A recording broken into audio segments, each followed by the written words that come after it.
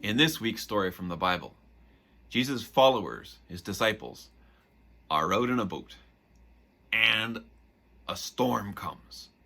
And the boat's getting pretty rocky, and in the midst of all this storming and rocking, they notice Jesus come walking out across the water. Doo-doo-doo, calm as anything. And the one disciple, he gets really excited, and he says, "That looks like fun. I want to do that. Can I come and do that?" And Jesus says, "Sure, come."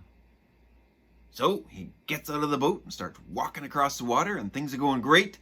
And then he looks up and he sees the wind and he sees the storm, and he starts to think, I might be in over my head here. I may have taken on a bit more than I can handle. And he starts to sink. And he says, "Jesus, help me." And here's where you notice what Jesus doesn't do. Jesus doesn't say, "Whoa, too stormy, let's turn off the storm, we'll turn down the wind, we'll stop with the rain." He doesn't say that.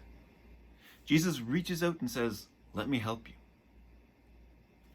And then they get into the boat. Everyone's safe. Calm down a little bit. And then Jesus says, "Okay, let's turn off the wind, turn down the waterworks. Let's get rid of this storm." Jesus had the power the whole time to turn off the storm. But that's not what Jesus did. Jesus helped the disciple in the time of crisis. He didn't stop the crisis. He helped him through the crisis. And that can happen with us as well. We can pray for help. And that may or may not stop the crisis. But it gives us a chance to get some support so we can make it through whatever it is that's rocking our boat.